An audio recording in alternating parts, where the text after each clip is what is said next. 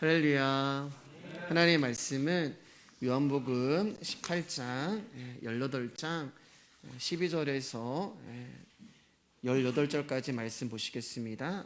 그렇지만 오늘은 요한복음 좀 많이 다루도록 하겠습니다. 요한복음 18장 12절에서 18절까지 말씀 우리 보도록 하겠습니다. 한 목소리로 합독하겠습니다. 시작.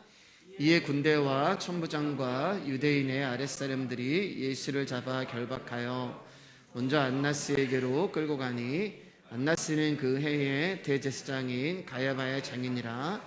가야바는 유대인들에게 한 사람이 백성을 위하여 죽는 것이 유익하다고 권고하던 자더라. 시몬 베드로와 또 다른 제자 한 사람이 예수를 따르니 이 제자는 대제사장과 아는 사람이라. 예수와 함께 대제사장제의 집들에 들어가고 베드로는 문 밖에 서 있는지라. 대제사장을 아는 그 다른 제자가 나가서 문지키는 여자에게 말하여 베드로를 데리고 들어오니 문지키는 여종이 베드로에게 말하되 너도 이 사람의 제자 중 하나가 아니냐 하니 그가 말하되 나는 아니라 하고 그때가 추운 고로 종과 아랫사람들이 불을 피우고 서서 쬐니 베드로도 함께 서서 쬐더라. 네, 옆 사람하고 인사하겠습니다. 귀하십니다. 네, 멀리 있는 분들 바라보면서 네, 귀하십니다. 네, 감사합니다. 네. 예수님이 우리가 지난주에 말씀 받지만 이제 겟세마네 동산에서 체포를 당하시죠. 때는 이제 우리의 달력으로 이야기하면은 3, 4월이지만 그때가 이제 유대 이스라엘은 겨울에 들어가는 그런 날씨가 추운 그런 시간이 됩니다. 예수님이 체포당하시고 결박을 당하시고 잡혀가시지만 그것은 예수님이 그들에게 잡히신 것이 아니라 스스로 잡혀주신 것이라는 것에 대해서 우리는 지난주에 자세하게 공부를 했습니다. 수동적인 고난이 아니라 스스로 고난에 들어가신 능동적인 고난이 되는 거예요. 하나님이 연약하시기 때문에 인간들에게 잡혀시고 수모당하시고 죽임을 당하신 것이 아니라 십자가가 아니면은 우리의 죄를 해결하고 구원을 주실 수 없기 때문에 예수 그리스도가 십자가에 죽으시기 위하여 사람들에게 잡히시게 된 것이죠. 오늘 12절 말씀을 보면 군대와 천부장과 유대인의 하속들이 예수님을 잡아서 안나스에게로 이제 끌고 갑니다. 그리고 13절에 가면은 두 명의 제사장이 등장을 하는데 한 사람의 이름이 안나스요, 다른 사람의 이름이 가야바다라고 나오고 있어요. 그런데 이 두 사람의 관계를 성경은 장인과 사이라고 말하고 있습니다. 그리고 장인인 가야바는 대제사장이다라고 성경은 이야기를 하고 있어요. 그러니까 이 이야기는 뭐냐면 그만큼 가야바라고 하는 그 이름의 가문이 그 당시에 많은 권력과 권세를 가지고 있다는 것을 말해주고 있습니다. 그 대제사장인 가야바가 이제 예수 그리스도를 향해서 이렇게 말을 해요. 14절입니다. 시작. 가야바는 유대인들에게 한 사람이 백성을 위하여 죽는 것이 유익하다고 권고하던 자더라. 한 사람이 백성을 위하여 죽는 것이 유익하다라고 이제 예수 그리스도를 앞에 두고 말씀을 하는 거죠. 그런데 여러분, 이 이야기는 함부로 해서는 안 되는 말이에요. 내가 백성을 위하여 내가 죽는 거면은 내 자신한테 하는 말이라면은 여러분 얼마든지 하셔도 돼요. 그러나 우리는 너무나 쉽게 내가 아니라 다른 사람을 향하여서 한 사람의 백성을 위하여 죽는 것이 낫다라고 이야기를 하는 것입니다. 내가 죽을 것이 아니면 여러분 우리가 다른 사람을 향해서 이런 말을 함부로 해서는 안 되는 것입니다. 자, 가야바가 믿음이 있고 말씀을 알아서 이렇게 예수 그리스도가 백성을 위하여 죽는 것이 유익하다고 이야기하는 것이 아니라요. 말로서는 예수님을 죽이는 것이 지금 유대인들이 폭동을 일으키고 이 유대인들의 민심을 잠잠하게 하는 것이다 라고 하는 말처럼 들리지만 그는 사실 예수를 죽임으로 말미암아 계속해서 자기 자신의 가문의 권력과 권세와 권위를 유지하고 싶어서 예수님을 죽여라 라고 말씀하는 것이죠. 그런데 놀라운 것은 말씀을 알지도 못하고 믿음도 없는 가야바가 지금 성경의 말씀을 예언을 하고 있다는 거예요. 그리고 그의 고백처럼 한 사람이 죽음으로 말미암아 백성이 살아나는 역사가 일어난 것이죠. 여기서 말하는 한 사람은 예수님을 말하고, 백성은 지금 예수님을 잡아온 유대인, 그리고 예수님을 십자가에 목매다는 이방인들을 포함한 하나님이 택한 모든 백성을 말씀하고 있는 거예요. 어떻게 이 일이, 이 14절이 이루어지는지는 오늘 설교 말미에서 다시 다루도록 하겠습니다. 그리고 이제 이 뒤에 이어서 어떤 장면이 나오냐면, 베드로가 예수님을 부인하는 장면이 등장을 해요. 대제사장들은 유대인들을 대표하는 자예요. 대제사장은 유대인들의 대표자입니다. 유대인들에게 하나님의 희생과 섬김을 나타내야 하는 가야바의 그런 임무에 있는 사람이었어요. 그런데 그가 자기 유익을 생각하고 자기 가문의 이익을 생각해서 예수님을 죽이는 일에 앞장을 쓰죠. 마찬가지로 베드로 역시 예수님을 부인하는 그런 모습에 나타나는데, 베드로 역시 제자들 중에 수제자였단 말이에요. 그 말은 제자들을 대표하는 사람이었어요. 그런데 베드로 역시 자기가 살고자 예수님을 버리는 것입니다. 그러니까 제가 드리는 말씀은, 가야바나 베드로나, 즉 예수님은 자기의 유익과 자기의 이익을 생각하는 모든 사람들로부터 버림을 받으셨다는 거예요. 사실 베드로가 예수님을 부인하고 싶어서 부인하는 것이 아닙니다. 베드로는 적어도 나는, 다른 사람들은 다 주님을 떠나도 나는 주님을 떠나지 않겠습니다, 나는 주님을 위하여 내 목숨까지 버리겠습니다 라고 하는 결단과 각오를 한 사람이었어요. 그 순간에 그는 진심이었어요. 거짓으로 한 것이 아니에요. 진심으로 진정으로 자기는 주님을 위하여서 자기 목숨을 버릴 수 있을 거라고 생각을 한 것입니다. 그런데 그러한 각오와 결단도 막상 본인이 생명의 위협이 되는 그런 상황에 도달을 하니까 그런 각오와 결단이 아무런 힘도 발휘하지 못했다는 거예요. 왜냐하면 자기 자신을 모르는 거예요. 여러분, 할 수 있을 것 같잖아요. 지금은 무언가를 내가 할 수 있고 내가 무언가를 이룰 수 있고 그래서 다짐하고 결단하고 각오할 수 있지만, 막상 그 상황이 되면은 되지 않는다는 거예요. 그러니까 우리는 우리 자신을 모르는 거예요, 여러분. 자신의 의지로 각오하고 자신의 의지로 결단하는 것 아무 소용이 없다는 것입니다.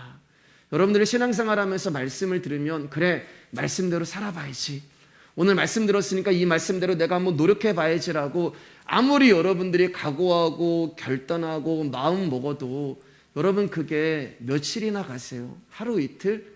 우리는 안 되는 자들입니다. 예수님은 우리의 영적 유익을 위해서 오셨습니다. 그런데 저와 여러분들은 영적 유익보다 육신의 유익을 위해서 살아가는 자들이란 말이에요. 이것이 우리로 하여금 예수님을 때로는 부인하게 만들어 버리는 거예요. 내 유익을 위해서는 차라리 잠시 예수님 앉아 계세요, 잠시 예수님 내 앞에서 나타나지 마세요라고 예수님을 잊어버리기도 하는 게 바로 우리가 살아가는 인간의 연약함이에요. 그 말은 우리가 연약하단 말이에요. 그 말은 우리가 연약하다는 것은 강한 어떤 존재가 우리를 찾아와서 도와줘야 한다는 그런 의미가 있잖아요. 약한 자들은 누군가 와서 도와줘야 한단 말입니다. 그러면 그 강한 존재가 연약한 저와 여러분들을 어떻게 도와주시는지 우리 로마서 말씀 한번 보겠습니다. 19절 23절입니다. 크게 시작. 내가 원하는 바 선은 행하지 아니하고 도리어 원하지 않는 바 악을 행하는도다. 만일 내가 원하지 아니하는 그것을 하면 이를 행하는 자는 내가 아니요 내 속에 거하는 죄니라. 그러므로 내가 한 법을 깨달았노니 곧 선을 행하기 원하는 나에게 악이 함께 있는 것이로다. 내 속사람으로는 하나님의 법을 즐거워하되 내 지체 속에서 한 다른 법이 내 마음의 법과 싸워 내 지체 속에 있는 죄의 법으로 나를 사로잡는 것을 보는도다. 사도 바울이 이제 고백을 하는 거예요. 원하는 선은 하지 못하고 원치 아니하는 악을 행하며 살아간다라고 바울이 고백을 하는 거예요. 여러분, 바울 선생님도 괴로웠던 거예요. 우리가 똑같이 고민하고 갈등하는 것을 지금 고백을 하고 있는 것입니다. 그런데 바울이 뭐라고 이야기하냐면은 내가 원하는 바 선은 행하지 아니하고 내가 원하지 아니하는 악이 나오는 것은 내 안에 살아있는 죄 때문이다라고 이야기를 해요. 그러니까 무슨 말이냐면은 내가 선을 행하지 않고 악을 행하는 것은 내가 아니라 내 안에 또 다른 존재가 있다는 거예요. 내 안에 또 다른 존재가 있는데 그게 뭐냐면은 죄라는 거예요. 그 죄가 내 안에서 그 짓을 하는 것입니다. 그러니까 여러분들이 이 죄의 문제가 해결이 되지 않는 이상 아무리 여러분들이 금식하고 여러분들이 40일간 성경 통독을 하고 여러분들이 주님 앞에 노력을 하고 다시는 죄를 짓지 않겠습니다라고 100번 1000번 회개해봤자 우리는 또 죄를 짓는 그 존재일 수밖에 없다는 거예요. 이 죄의 문제가 해결이 되지 않는 이상 우리는 항상 그 자리에 머물리고 항상 수십 년간 신앙생활에도 맨날 기도가 똑같은 기도만 하는 거예요. 바울 역시 이 고민에 빠진 거죠. 이 갈등에 빠진 거죠. 그래서 자신이 원하고 생각한 바대로 살아가지 못하는 본인을 두고 괴로워하고 애통해하고 있는 것입니다. 이게 여러분 육신을 입고 육신을 가지고 살아가는 저와 여러분들의 한계이며 실상이며 연약함이 되는 거예요. 이런 연약한 우리에게 강한 어떤 존재가 도와주러 오시는 것입니다.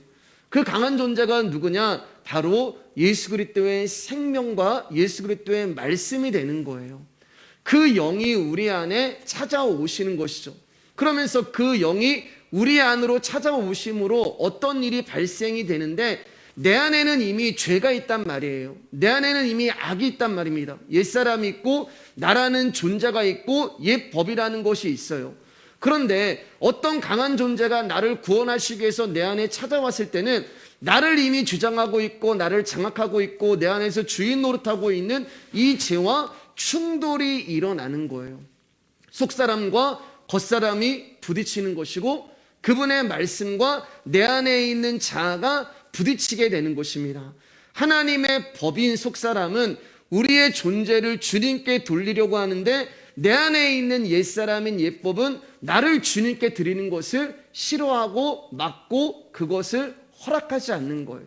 그래서 무슨 일이 일어나냐? 우리 안에서 전쟁이 일어나는 거예요. 그것이 바로 영적 전쟁이 되는 것입니다. 그러니까 여러분 영적 전쟁은 자꾸만 예수 이름으로 명하노니 사탄아 귀신아 물러가라, 이게 영적 전쟁이 아니란 말이에요. 영적 전쟁은 내 안에서 일어나고 있는 거예요. 내 안에서 나를 빼앗기지 않으려고 하는 죄와 나를 빼앗으려고 하는 하나님의 영이 싸우고 있는 것이 영적 전쟁이 되는 것입니다.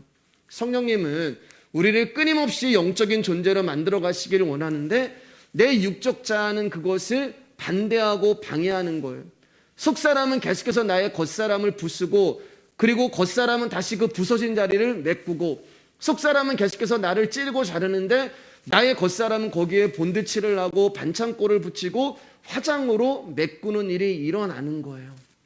그런데 결국 누가 이기냐? 말씀드렸잖아요. 힘 있는 자가 이기는 거예요. 힘 있는 장수 나와서 날 대신하여 싸운다. 힘 있는 자가 이기는 거예요. 야곱이 아무리 하나님을 이겨 먹으려고 해도 하나님을 이길 수 없는 거죠. 강한 존재가 이깁니다. 결국에는 여러분 말씀이 승리를 하는 거예요. 그런데 그 과정이 얼마나 아프겠어요. 여러분들 깨지고 부서지고 넘어지고 찔리고 이게 얼마나 아프겠어요. 껍질을 뚫는 그 가죽을 찢는 아픔이 얼마나 고통 가운데 있겠어요. 생사를 찍는 그게 우리 가운데 할례가 되는 거예요. 그런데 여러분, 저와 여러분들이 구원을 받고 진짜 예수 그리스도가 누군지를 알게 되면은 이 과정이 반드시 필요한 거예요. 때로는 내가 지었던 죄와 직관을 하게 되고 때로는 내 안에서 누구도 몰랐던 그 상처를 다시 한번 끄집어내야 하고, 왜냐하면 하나님은 내 안에 있는 것들을 계속 죄와 악을 밖으로 빼내셔야 되거든요. 그걸 여러분 다시금 보는 것이 얼마나 고통과 아픔이 있겠어요. 그러나 그 과정을 통해서 내 안에 잉태된 속사람의 독생자의 생명으로 나오는 거예요. 마리아를 향해서 네가 은혜를 받은 자여 라고 이야기하잖아요. 왜요? 잉태했거든요. 처녀가 잉태한 거, 예수 그리스도를 잉태한 것이 은혜가 되는 것입니다. 근데 마리아는 돌에 맞아 죽어야 되는 그런 아픔이 있다는 거예요.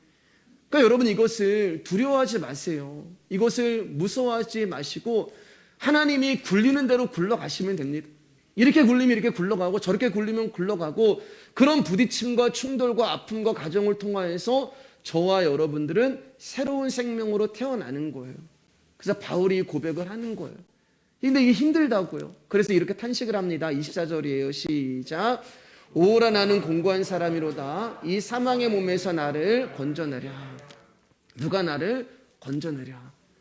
노력도 해봤고 애도 써봤고 다짐도 하고 결단도 하고 각오도 했는데 안 되는 거예요. 여기 공고하다는 말은 비참하다는 말이에요. 나는 비참한 사람이다. 왜요? 사망의 몸이거든요. 죽었거든요. 자기가 죽은 존재일 수밖에 없는 거예요. 그러니까 내가 어떤 존재인지를 모르면 주님을 부르지 않는 거예요. 여러분들이 어떤 존재인가를 아는 거에 따라서 부르는 주님이 틀린 거예요. 내가 사망의 몸에 있고 내가 비참한 존재고 죄라는 것을 아는 사람은 나를 구원해 주실 그 예수 그리스도만 부르는 것입니다. 근데 여전히 내가 죄인인 것을 모르는 사람들은 그저 예수의 이름은 부르고 나의 소원 좀 들어주세요 이렇게 가는 거예요. 그러나 성경은 그것을 말하지 않죠. 성경은 우리를 죄에서 악에서 구원해 주시기를 원하는 것입니다. 바울이 자기의 상태가 비참한 상태고 사망의 몸이라는 것을 알게 되니까 내 힘으로 죽어있는 나를 살릴 수 없다는 것을 알게 되는 거예요. 그래서 바울의 입에서 탄식이 나오면서 부르짖음이 나오는 것입니다. 누가 나 좀 살려주세요. 누가 나 좀 도와주세요. 누가 나 좀 건져주세요. 자신 안에 있는 줄이고 목마름을 가지고 자신을 구원해 줄 수 있는 어떤 강한 존재를 향하여서 긍휼을 베풀어 주세요라고 부르짖는 것입니다. 그러자 어떤 일이 일어나죠? 25절입니다. 시작. 우리 주 예수 그리스도로 말미암아 하나님께 감사리로다.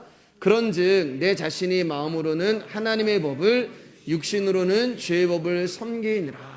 바울이 24절까지만 해도 나는 죽게 되었다 탄식하고 누가 나 좀 도와주세요 라고 그렇게 고백을 했는데 갑자기 25절에서 반전이 일어나는데 하나님께 감사하다. 우리 주 예수 그리스도로 말미암아 하나님께 감사합니다라고 하는 찬송이 나오는 거예요. 조금 전까지 자신의 죄악으로 인해 괴로워하고 탄식했던 바울이 예수님을 찬양하고 예수님께 감사할 수 있는 이유는 자기가 괴로워하고 번민하고 고민하던 어떤 문제가 해결이 됐기 때문에 그래요. 여러분들도 어떤 문제가 해결이 되면 주님 앞에 찬양과 감사가 나오는 거잖아요. 그러면 바울이 지금 무엇이 해결이 된 거예요? 우리가 지금까지 봤던 거, 그 안에 있는 죄의 문제, 그 안에 있는 악의 문제가 해결이 된 거예요. 어떻게 해요?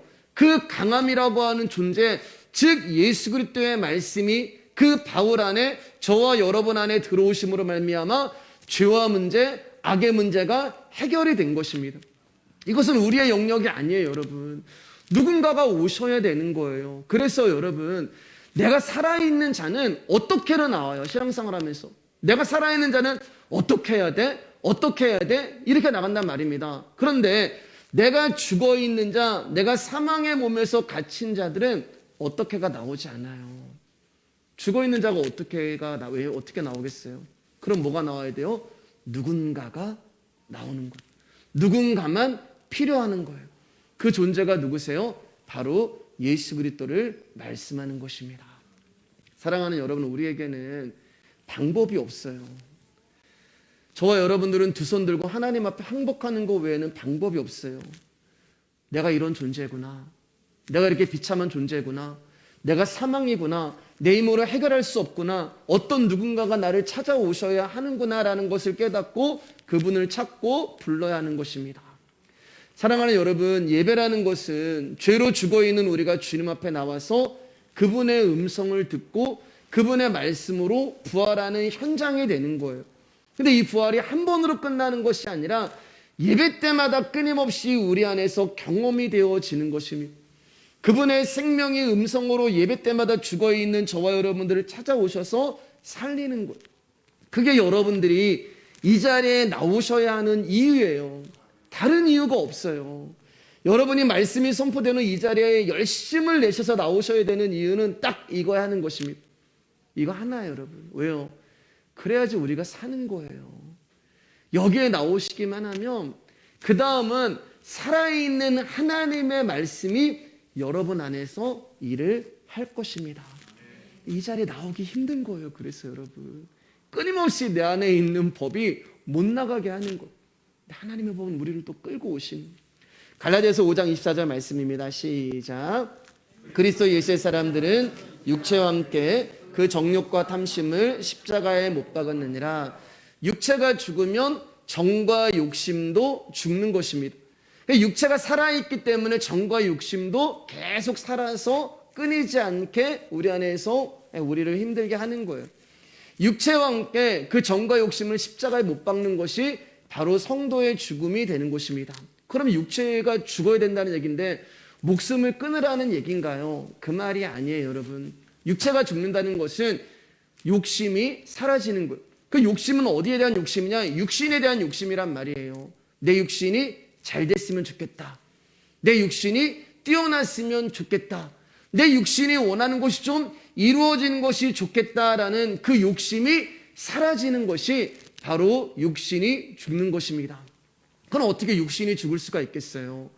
여러분, 육체가 가지고 있는 소망이 다른 것으로 바뀌면 되는 거예요.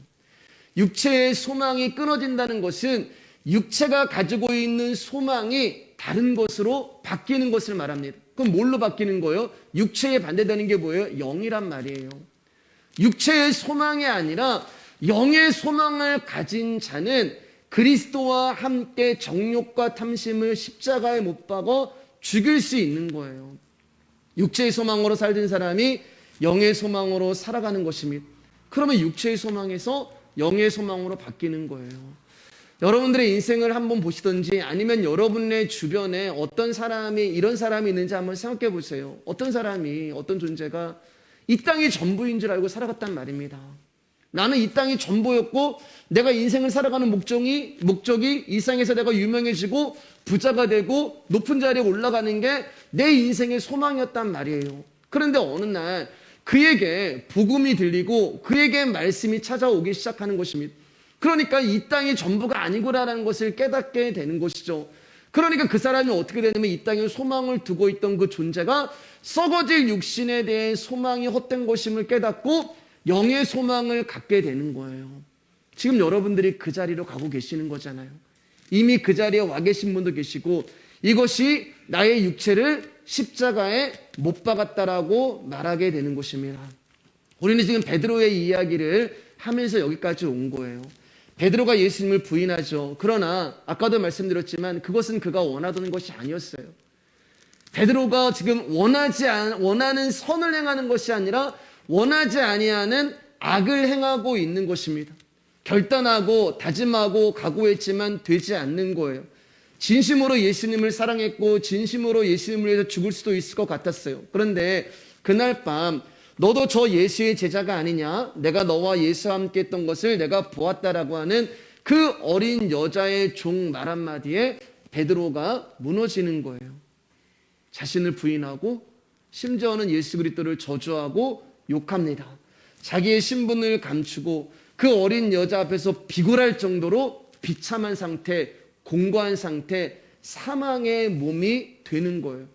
그게 어떤 마음이 들어와요, 여러분? 죄가 초조해지고 불안하고 두렵고 다른 사람들의 눈치가 보고. 여러분, 죄가 이게 죄의 역량이에요. 그렇지 않은 사람은 여러분 예수 그리스도 당당한 거예요. 당당한 거예요. 신앙생활하면 당당한 거고 목회하면서도 당당한 것입니다. 자신의 생명을 지키고자 하는 인간의 본성과 육신의 연약함이 베드로를 주장하고 있는 거예요. 지금 베드로 안에서 원하지 아니하는 그 악이 베드로의 주인 노릇하고 있는 거예요. 그랬던 베드로가 주님을 부인하고 욕하고 저주했던 같은 자리에서 어느 날 그 예수 그리스도를 증거하기 시작합니다. 예수님을 부인한 예루살렘 광장에서 같은 그 자리에서 그 광장에서 베드로가 나가서 너희가 십자가에 못 박아 죽인 예수님이 하나님의 아들이다라고 하며 복음을 외치고 선포하는 거예요. 그리고 그 설교를 통해서 3,000명이 죽게 돌아오는 역사가 일어나죠. 베드로가 달라진 거예요. 조금 전까지 주님을 욕하고 부인하고 그 원하지 아니하는 악에 매여 있고 죄에 잡혀 있던 베드로가 이제는 어떤 일을 통하여서 베드로가 예수 그리스도를 증거하고 예수 그리스도를 자랑하고 예수 그리스도를 전하는 당당한 존재가 된 거예요. 무슨 일이 일어났을까요? 닭이 온 것이에요. 예수님을 부인하고 저주하던 그 밤에 닭이 울 때 베드로는 알았어요. 나는 죽었구나. 닭이 3번 울던 그날 밤에 베드로는 죽은 사람이 됐습니다. 죽은 존재가 된 거예요. 예수님을 저주하고 부인하고 욕한 게 죽은 거예요. 죄잖아요. 공고한 상태가 됐고 사망의 몸이 되었으며, 그 어떤 거예요? 연약한 상태가 된 거예요. 죽은 상태가 된 거예요. 그럼 무슨 일이 일어나요? 강한 존재가 오셔야 되는 거예요. 강한 존재가 베드로에게 와서 베드로를 건져주셔야지만 그가 살아난 것입니다. 그래서 예수님이 부활하시고 고기도 잡지 못하는 베드로를 찾아가시는 거예요. 디베라 바닷가에. 사역에서도 주님을 부인함으로 실패하고, 삶에서도 물고기가 한 마리도 잡히지 못하고, 삶에서도 실패한, 정말 아무것도, 죽음이잖아요. 아무것도 안 되잖아요. 그에게 예수님이 찾아가서 내가 나를 사랑하느냐, 내 양을 먹여라라고 하는 말씀을 주시죠. 생명을 그에게 부어주시는 거예요. 당신의 영을 부어주시는 것입니다. 그렇게 죽어있던 베드로가 진리의 말씀으로 살아나게 되는 것이죠. 진리의 영이 그에게 오게 되니까 알게 되는 거예요. 예수님이 누구시고, 예수님이 왜 이 세상에 오셨으며, 예수님이 왜 십자가에 죽으셔야 했으며, 예수님이 가르치신 말씀이 무엇이며, 그 안에서 놀라운 일이 일어나기 시작하는 거예요. 자기가 욕하고 저주하고 부인했던 그 예수 그리스도가 이제는 진짜 믿어지기 시작하는 거예요. 이제 진짜 사람 낚는 어부가 무엇인지를 깨닫게 되는 거예요. 그리고 그 영적인 비밀을 깨닫게 되니까 베드로 안에서 예수 그리스도를 증거하지 않으면, 베드로 안에서 예수 그리스도를 증언하지 않으면, 베드로 안에서 예수 그리스도를 선포하지 아니하면은 못 견딜 정도로 예수 그리스도로 충만하게 되는 역사가 일어난 것입니다. 사랑하는 여러분, 신앙은 내 힘으로 뭔가를 행하는 것이 아니에요. 신앙은 하나님에게서 벗어나 살 수 없는 자신의 존재를 깊이 깨닫는 것이 신앙입니다. 할 수 있다 하면 된다, 해보자가 아니에요, 여러분. 나의 생각과 의지로는 절대로 예수님을 따를 수 없다는 것을 알게 되는 것이 신앙이에요. 내 의지, 내 생각, 그건 다 내 거예요. 내 편이란 말이에요. 따라서 내 육신의 위험이 닥칠 때, 또는 유익이 되지 않을 때는 내 생각, 내 의지는 결국 나를 그 모든 것에서 유익이 되는 쪽으로 나를 끌고 가는 거예요. 그게 나의 의지가 되는 거예요. 마음은 그리스도와 함께 있고 생각은 예수님 안에 있다 할지라도 육신이 거기서 우리의 생각과 마음을 끄집어내기 시작하는 것입니다.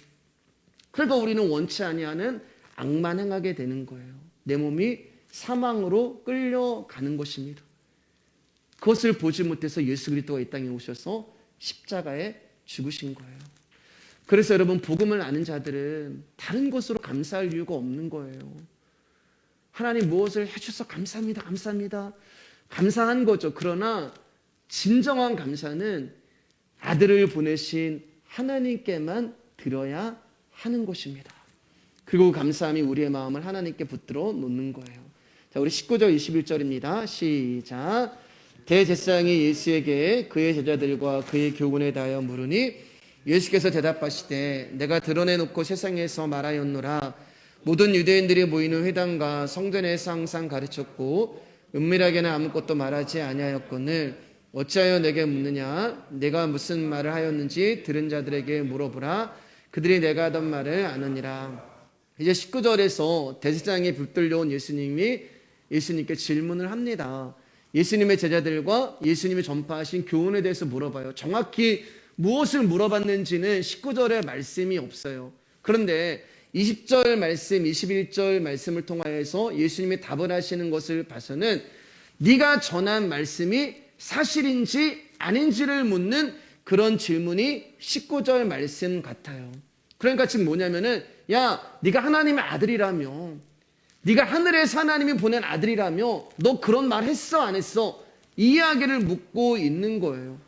그러면은 예수님이 했다. 그러면 너는 신성 모독죄야. 너는 지금 하나님을 아버지라고 얘기하는 거짓 선지자야 라고 예수 그리스도를 몰아가려고 하는 그런 질문이 19절 가운데 있는 거죠. 그런데 예수님이 이 제사장의 질문 가운데 애매모호하게 답을 하는 거예요. 마치 본인이 우리가 지난주에 봤던 것처럼 잡혀오셨을 때처럼 내가 그니라, 내가 바로 너희가 찾는 예수다, 그렇게 이야기하면 되는데, 그래 내가 그런 말 했다, 내가 그런 소리 했다, 그러니까 빨리 나를 죽여라, 그렇게 말씀하시면 되는데 예수님은 그렇게 답하지 아니하시고 애매모호하게 이야기를 하세요. 나는 드러내놓고 말했으니까 들은 자들에게 물어봐라. 그러면서 마치 그 답을 다른 사람에게 전가하는 것처럼 보이는 답을 하시죠. 사실 제사장은 예수님을 풀어주려고 하는 의도가 없어요. 어떻게든지 꼬투리를 잡아가지고 예수님을 죽이려고 하는 거예요. 그러니까 이런 제사장의 의도를 알고 계신 예수님이 너희가 내 말을 들었고 내가 무슨 말을 했는지 다 알고 있으면서도 모른 척하며 나를 죽이려 하는구나 라고 말씀을 하고 있는 거예요. 그러니까 여러분 무슨 말이냐면은 예수님을 지금 잡아서 죽이려고 하는 자들은 예수님을 모르는 자들이 아니라는 거예요. 예수님의 교훈을 들은 자들이었고 예수님의 교훈을 알고 있는 자들이란 말이에요. 예수님이 말씀을 가르치시고 말씀을 증거하시고 선포했을 때 그 자리에 있었던 자들이라는 말이에요. 같은 장소, 같은 자리에서 진리가 선포가 되는데, 말씀이 선포가 되는데, 어떤 이들은 그 말씀을 진리로 받아들이는데 어떤 이들은 그 진리를 배척하는 거예요. 똑같은 말씀이 선포되는데 어떤 이들은 그 말씀을 생명으로 받아들이는데 어떤 이들은 그 말씀을 거부하는 일들이 일어나는 것입니다. 그래서 제가 강조하는 거예요, 여러분. 말씀을 듣는 것이 중요한 게 아니라 말씀이 들리는 것이 중요한 것입니다. 제사장과 서기관들이 예수님의 교훈의 트집을 잡는 것은 예수님이 전파하신 그 교훈들이 자신의 기득권을 무너뜨릴 수 있는 것이기 때문에 그런 거예요. 그러니까 아까 서두에 말씀드렸지만 자기의 유익을 위해서, 이익을 위해서 진리를 배척하고 생명을 거부하고 있는 것입니다. 여러분 진짜 중요한 말씀이에요. 하나님을 믿는 자들이었단 말이에요. 대제사장, 서기관, 심지어 하나님을 섬기는 자들이었어요. 심지어 여러분 예배당에서 하나님의 말씀을 증거하는 자들이었어요. 근데 그들이 뭐라고 얘기하는 거예요? 하나님의 아들을 하나님의 아들이 아니라고 이야기를 하는 거예요. 그리고 저한테도 적용이 되는 말이잖아요. 정말 이게 여러분 무서운 말이란 말입니다. 진리의 말이고 중요한 말이에요. 진리를 들었는데 그 진리를 나의 유익을 위해서, 나의 육신의 이익을 위해서 그것을 배척하면서 이것은 진리가 아니다라고 이야기하는 거예요. 왜냐하면 말씀은, 진리는 우리에게 찾아오셨을 때 우리 안에 있는 죄와 악의 그 죄성과 부패성을 드러나게 하고 그것을 지적하고 책망하는 거예요. 그런데 우리 안에 있는 죄성과 부패성은 그걸 듣기 싫어해요. 잔소리 듣기 싫어하는 거예요. 누가 와서 나한테 이렇게 저렇게 하라고 하는 그 소리 듣기 싫은 거예요. 네가 뭔데 나한테 간섭을 하고, 네가 뭔데 나한테 이렇게 저렇게 이야기를 해. 우리의 죄성과 부패성은 그런 존재라는 책망과 지시를 거부하는 것입니다. 그렇기 때문에 이 진리에 대해 반감을 갖고 배척을 하는 거예요. 그러니까 말씀이 들리지 않는 자들은요, 그 말씀이 내 육신의 유익과 이익을 해친다고 생각하기 때문에 거부할 수밖에 없고 진리로 간주하지 않는 것입니다. 중요해요, 여러분. 근데 그 일이 어디서 일어나고 있어요? 이 일이요? 예배당 안에서요. 이 일이 어디서 일어나고 있어요? 대제사장 앞에서요. 이 일이 어디 일어나고 있어요? 찬송하고 말씀 전하고 예배가 일어나고 있는 그 자리에서 말씀이 무시를 당하고 말씀이 배척을 받는 거예요.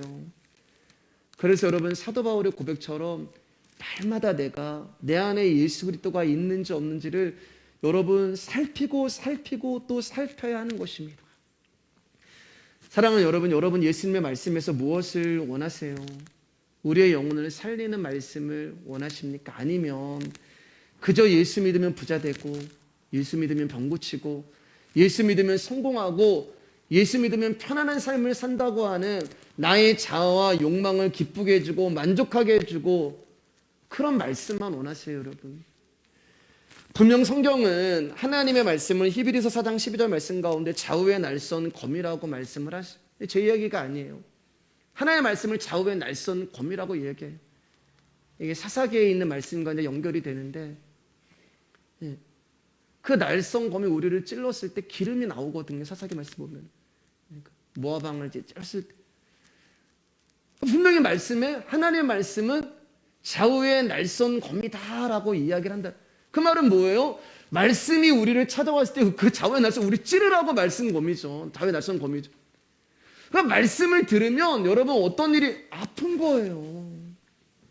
말씀을 들으면 뭔가 찔리고, 말씀을 들으면 내 안에서 뭔가가 쪼개지고 부서지고 잘라지는 그런 일이 일어나야 되는 거예요. 우리는 거부하는 거예요.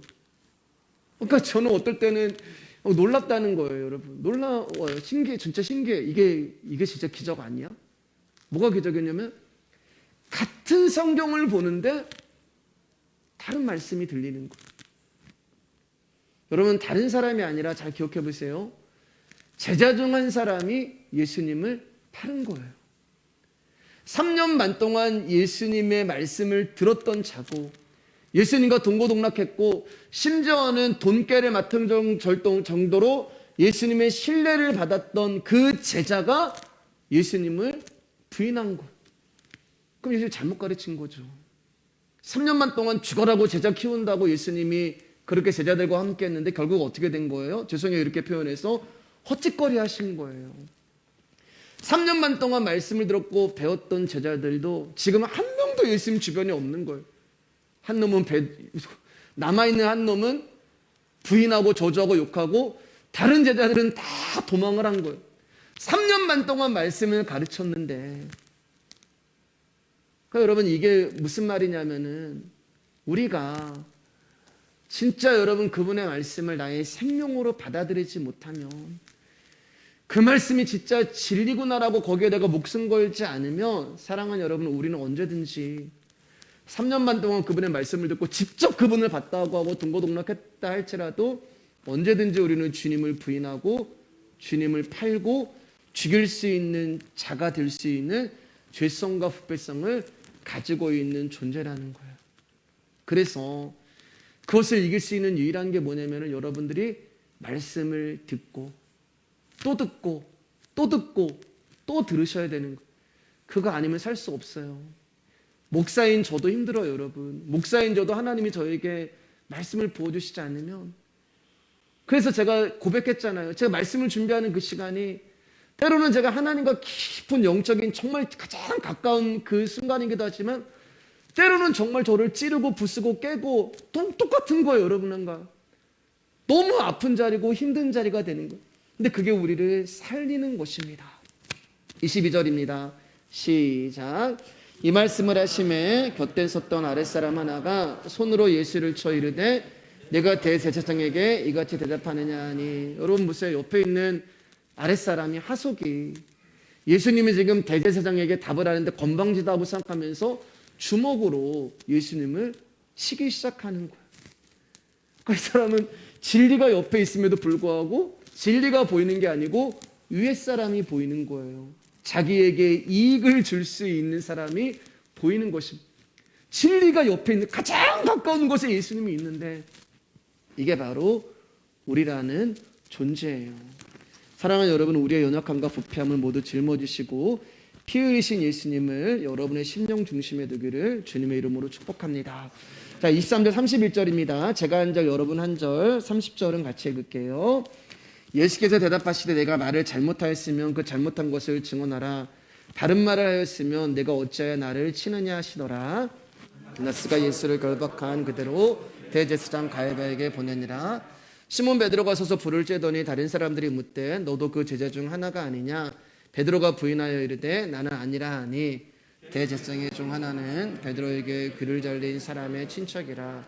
이르되 내가 그 사람과 함께 동산에 있는 것을 내가 보지 아니하였느냐. 이에 베드로가 또 부인하니 곧 닭이 울더라. 그들이 예수를 가야바에게 관정으로 끌고 가니 새벽이라. 그들은 더럽힘을 받지 아니하고 유월절 잔치를 먹고자 하여 관정에 들어가지 아니하더라. 그러므로 빌라도가 밖으로 나가서 그들에게 말하되 너희가 무슨 일로 이 사람을 고발하느냐. 대답하여 이르되 이 사람이 행악자가 아니었더라면 우리가 당신에게 넘기지 아니하였겠나이다. 이제 유대 대제사장과 유대인들이 예수님을 끌고 빌라도의 관정에 옵니다. 근데 어떤 그림이냐면은 예수를 관정으로 집어넣는 거예요. 그들은 들어오지 않는 거예요. 이 빌라도는 로마 총독이었는데 그 로마 총독의 집에 관저에 그 뜰을 밟지 않는 것입니다. 왜냐하면 유대인들은 자기들이 거룩한 선민이기 때문에 이방인의 땅을 밟으면 안 돼요. 이방인의 땅을 밟으면 자기는 더럽혀지게 되는 것이고 그러면 유월절에 참석할 수가 없는 것입니다. 웃기죠, 여러분? 이처럼 율법에 철저한 그들이 율법을 완성하러 오신 예수 그리스도를 알지 못하는 거예요.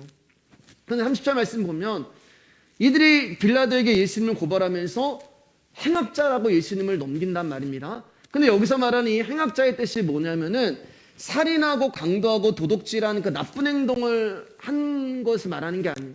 여기 말하는 이 행악자의 뜻은 뭐냐면은 하나님의 법을 지키지 않았다라는 뜻이 되는 거예요.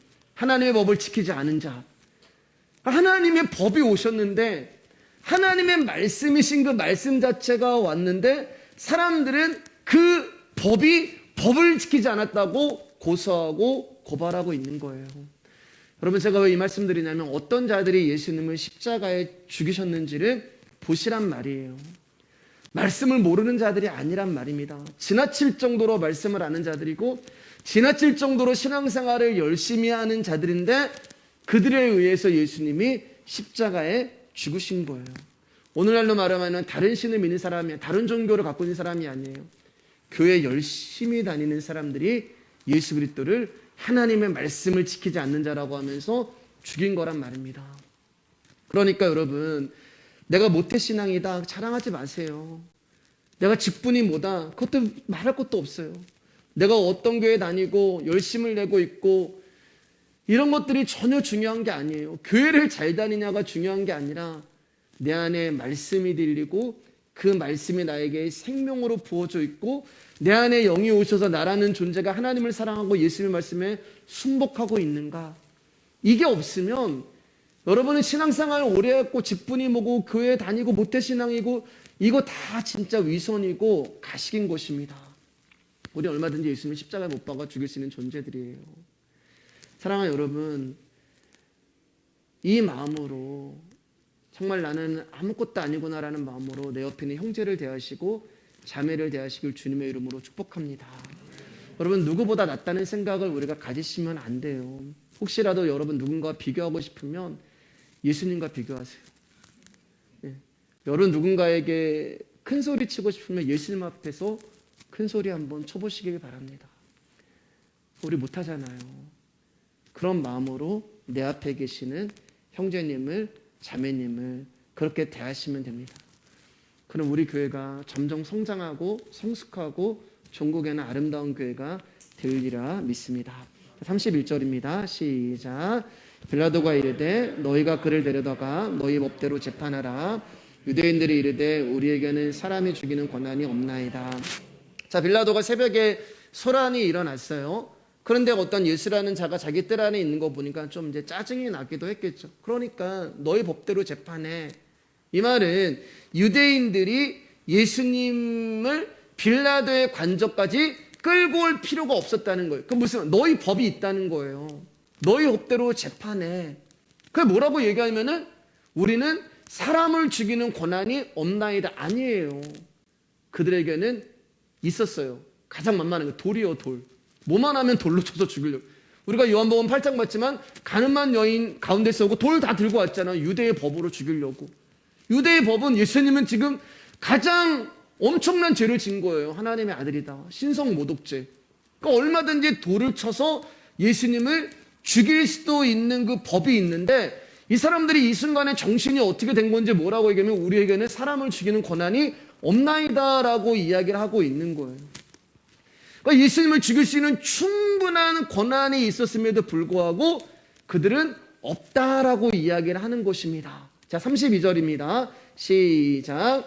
이는 예수께서 자기가 어떠한 죽음으로 죽을 것을 가리켜 하신 말씀을 응하게 하려 함이라. 왜 그들이 죽일 권한이 있었음에도 우리는 죽일 권한이 없나이다라고 얘기한 것에 대한 그 의문이 32절에서 밝혀지는데 말씀을 응하게 하려 하시기 위해서. 어떤 말씀이에요, 여러분? 구약과 신약에 예수 그리스도가 십자가에 매달려 죽을 것이라고 하는 그 하나님의 말씀을 응하기 위해서 지금 그들이 유대 법이 있음에도 불구하고 그 순간에는 그게 생각이 나지 않았는지, 그게 가려졌는지 말씀이 역사를 써내려 가시는 거예요. 제가 많은 말씀이 있지만 두 가지만 한번 읽어드릴게요. 요한복음 3장 14절 말씀 가운데 예수님이 모세가 광야에서 뱀을 든 것 같이 인자도 들려야 하리니 말씀하셨잖아요. 그 응하게 하시는 거예요. 누가복음 24장 7절 말씀 가운데 인자가 죄인의 손에 넘겨져 십자가에 못 박히고 제3일에 다시 살아나리라. 구약과 신약에 엄청 십자가에 대한 이야기가 많아요. 신명기 말씀에도 있고 시편 말씀에도 있고. 그 말씀을 말씀이신 그분이 이루시는 거예요. 그러니까 말씀이 말씀을 이루시는 거예요, 여러분. 그 말씀이 언약을 이루시고 그 말씀이 그 말씀을 이루시기 위해서 역사를 써내려 가시는 것입니다. 그러니까 역사는 그분의 이야기예요. 히스토리, 그분의 스토리가 되는 것입니다. 십자가는 유대인의 법이 아닌 로마의 법이에요. 만약에 여러분 예수님이 유대인들에게 돌 맞아 죽잖아요. 그러면은 유대인만 구원하는 예수님이 되는 거예요. 이해가 되시나요? 예. 그들에게 줬기 때문에 그들만 구원하게 되는 거예요. 그런데 예수님은 유대법이 아니라 이방인 법에 의해서 죽는 것입니다. 로마의 법에 의해서 십자가에 달려 죽으신단 말이에요. 그러니까 유대인이신 예수님이 이방인의 법에 의해서 죽음으로 말미암아 이제 어떤 일이 일어난 거예요? 이방인도, 유대인도, 그리고 온 세상에 하나님이 택하신 다른 백성도 구원할 수 있는 권한과 범위가 예수님께 주어진 것입니다. 그러니까 여러분, 왜 성경은 이스라엘 책인데 우리가 공부해요? 그런 말씀하시면 안 돼요. 성경은 나와 예수님의 이야기가 되는 거예요. 33절 35절입니다. 조금만 힘내세요. 거의 말 끝났어요. 자, 시작. 이에 빌라도가 다시 관정에 들어가 예수를 불러 이르되 내가 유대인의 왕이냐? 예수께서 대답하시되 이는 내가 스스로 하는 말이냐? 다른 사람들이 나에 대하여 내게 한 말이냐? 빌라도가 대답하되 내가 유대인이냐? 내 나라 사람과 대제사장들이 너를 내게 넘겼으니 내가 무엇을 하였느냐? 빌라도가 이제 예수님이 네가 유대인의 왕이냐라고 물으시는데 사실 관심이 없어요. 유대인의 왕이든 아니든 관심이 없어요. 그는 유대인이 아니었거든요. 그는 이방인이었거든요. 그렇기 때문에 예수가 유대인의 왕인지 아닌지 거기 관심 없어요. 그의 관심은 오직 이스라엘 다스리는 그 유대인 총독으로서 유대인들로부터 신임을 얻는 것이 그의 관심인 것. 그러니까 자기 자리에서만 예수를 바라볼 뿐이에요. 자기 직무에서만 충실하게 지금 임하고 있는 것입니다. 우리 역시 내가 처해 있는 위치에서 예수님을 바라보면은 빌라도와 같은 모습밖에 나올 수 없는 거예요. 예수님 보면 생명이 나와야 되는데 아랫사람처럼 윗사람의 권력 앞에 있으면 예수님은 때리는 거고, 유대인들에게 내가 환심을 갖고 싶으면은 유대인의 왕이냐? 여기에도 관심이 없어요. 진리에 대해서 관심이 없는 거예요. 36절입니다. 예수님이 이제 유대인의 왕이냐라고 빌라도가 물어보니까 이렇게 대답하세요. 시작. 예수께서 대답하시되 내 나라는 이 세상에 속한 것이 아니니라. 만일 내 나라가 이 세상에 속한 것이었더라면은 내 종들이 싸워 나로 유대인들에게서 넘겨지지 않게 하였으리라. 이제 내 나라는 여기에 속한 것이 아니니라. 여러분, 말씀 정리할게요.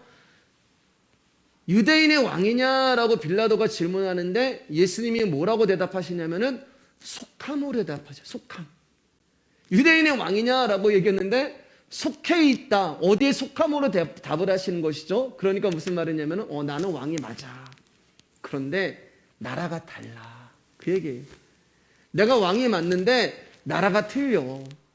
내가 왕이 맞는데 나는 유대인의 왕이 아니라 다른 나라의 왕으로 이 땅에 온 왕이야. 이 말씀을 하고 있는 거예요. 36절 말씀이요. 무엇을 하느냐가 중요한 게 아니에요. 여러분, 수요일 때 말씀드렸잖아요. 죽은 자는 죽은 자로 장사하게 하라. 여러분은 어디에 속해 있느냐가 중요한 거예요. 죽은 자에 있느냐?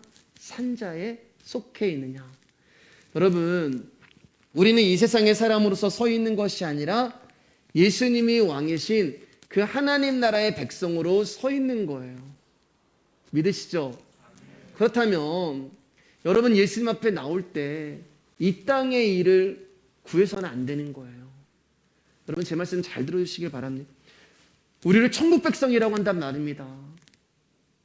우리는 하나님 나라의 백성이라고 얘기해요. 근데 여러분 천국 안 가셨잖아요. 아직 하나님 나라 안 가셨잖아요. 육신을 입고 이 땅에 있잖아요. 그런데 하나님이 우리를 천국 백성이라고 이야기를 해요. 그것은 무슨 말이냐면은 이 세상에 살고 있지만 이 세상에 살면서 속하지 않은 존재들이라는 거예요. 내가 이 세상을 살아가고 있지만 이 세상에 속한 것이 아니라 하나님의 백성으로 이 세상에 살아가고 있는 존재들이, 그게 요한복음 3장 16절의 진리가 되는 거예요. 하나님께서 세상을 이처럼 사랑하사 지구를 사랑한 게 아니라 이 지구 안에 또 다른 하나님 나라의 백성으로 살아가고 있는 그 세상. 그러면 저와 여러분들은 하나님 나라의 백성으로 살아가고 있는 자들이기 때문에 주님 앞에 나올 때 이 땅의 것을 가지고 나오시면은 안 돼요. 이 땅의 것을 가지고 논하면은 안 돼요. 이 땅의 것을 가지고 어떻게 하고 할까요? 라고 하시면 안 돼요. 그래서 성경에 무엇을 먹을까, 무엇을 마실까, 무엇을 입을까, 이는 이방인들이 구하는 것이요, 하나님은 다 알고 계시는 거예요. 우리가 속해 있는 나라는 땅의 나라가 아닙니다. 그렇기 때문에 저와 여러분들이 주님 앞에 묻고 구하고 두드리고 찾아야 되는 것은, 우리가 이 세상 가운데 살아가지만 하나님, 내가 이 세상 가운데 어떻게 하나님 나라의 백성으로 살아가야 할까요? 하나님, 내가 세상 가운데 살아가지만 어떻게 내가 하나님 나라의 백성으로 아버지 하나님의 말씀 하나 붙들고 살아가야 할까요? 이것을 고민하고 여기에 진중하고 진지함으로 주님 앞에 나가야 하는 것입니다. 근데 저와 여러분의 모습 가운데 보여지는 것이 하나님 나라의 백성의 고민이 아닌 이 세상 나라와 이 땅의 나라의 관심과 문제에만 온통 내 모든 것이 가 있다면 그것은 여러분들이 하나님 나라에 속하지 않았다는 증거가 되는 거잖아요. 예배 때만 예수님을 나의 왕, 나의 전부라고 고백을 하면서 그 앞에서 그분을 속이고 가식적으로 위선적으로 예배를 드리는 거잖아요. 사랑하는 여러분, 하나님 나라는 분명 예수님이 통치하는 나라입니다. 그래서 저와 여러분들은 하나님 나라에만 관심을 둬야 하는 것이 당연한 거예요. 그런데도 불구하고 육신이 몸담고 있는 세상 나라의 처한 입장을 고수하며 예수님께 나오면은 그건 예수님을 생명으로 보는 게 아니에요. 그저 나의 소원을 들어주는 어떤 램프의 요정으로 보는 거예요. 그냥 내 뭐 하나 해주세요라는 걸 심부름꾼으로 보는 거예요. 37절 38절 읽고 말씀 마치겠습니다. 시작. 빌라도가 이르되 그러면 내가 왕이 아느냐? 예수께서 대답하시되 내 말과 같이 내가 왕이니라. 내가 이를 위하여 태어났으며 이를 위하여 세상에 왔나니 곧 진리에 대하여 증언하려 함이로라. 무릇 진리에 속한 자는 내 음성을 듣느니라 하신대 빌라도가 이르되 진리가 무엇이냐 하더라. 빌라도는 여전히 관심이 없습니다. 예수님 말씀이 들리지가 않는 거예요. 이런 빌라도에게 예수님이 진리에 대하여 증언하러 왔다고 말씀하시고 진리에 속한 자만이 예수님의 말씀을 들을 수 있다고 이야기를 하세요. 이게 오늘 말씀의 제목이에요. 그러자 빌라도가 진리가 뭔데? 그렇게 얘기해요.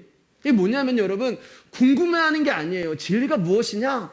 나도 좀 알려줘라. 그게 아니고 그까짓 게 뭔데? 그게 밥 먹여줘? 야, 그게 뭐 나한테 뭐 돈을 줘? 그게 나한테 밥을 줘? 여러분, 진리는 저와 여러분들 부자 만들어지지 않아요. 여러분에게 1시간 넘게 말씀을 듣는 거 여러분 힘들잖아요. 이게 나에게 뭔가 유익을 주는 게 아니란 말이에요. 빌라도에게는 진리가 필요치 않는 것입니다. 왜요? 유대계 총독의 자리에 있거든요.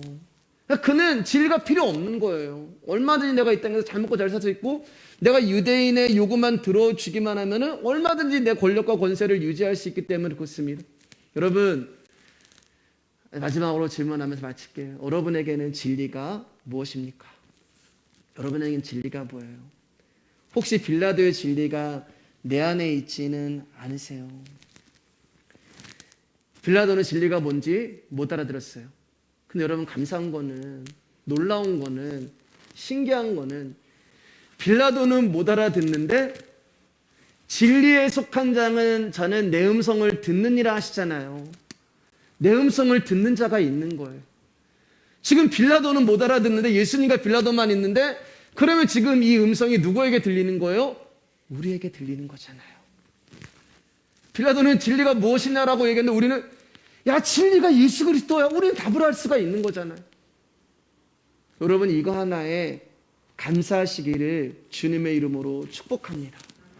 그게 바로 진리에 속한 자라는 증거가 되는 거예요. 그분의 음성을 듣는다, 진리에 속한 자가 되는 것입니다. 오늘도 나에게 선포된 이 진리의 말씀 하나 붙드시고, 사랑하는 여러분, 연약하고 나약한 존재지만 서로 긍휼히 여겨주시고 오직 예수 그리스도가 우리의 생명임을 알아서 그분만을 찬송하고 감사하는 진리에 속한 저와 여러분 되기를 주님의 이름으로 축복합니다.